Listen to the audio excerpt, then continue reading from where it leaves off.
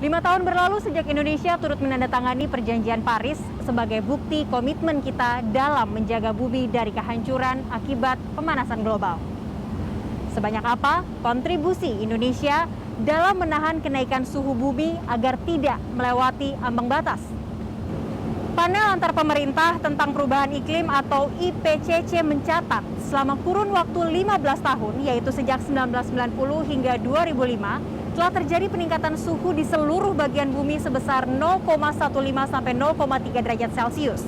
Dari situ, IPCC memprediksi suhu bumi akan meningkat 1,6 sampai 4,2 derajat Celcius hingga tahun 2050 atau 2070.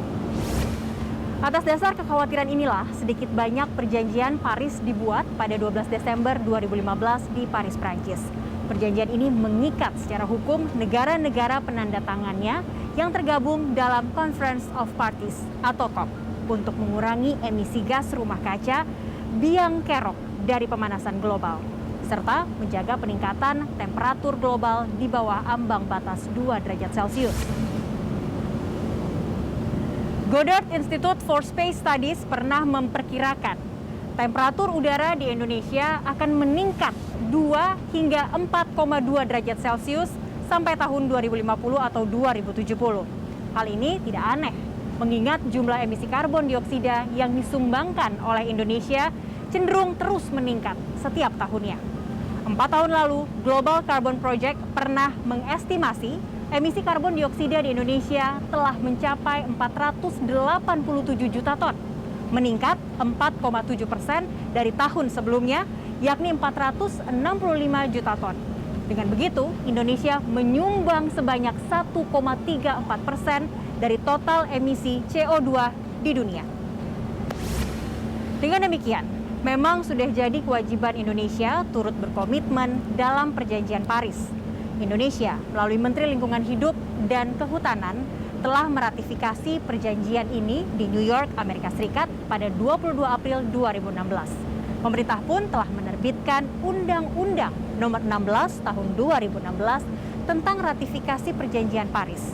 Ini menjadi sebuah komitmen nasional menuju arah pembangunan yang rendah karbon dan berketahanan iklim, serta memprioritaskan adaptasi dan mitigasi perubahan iklim.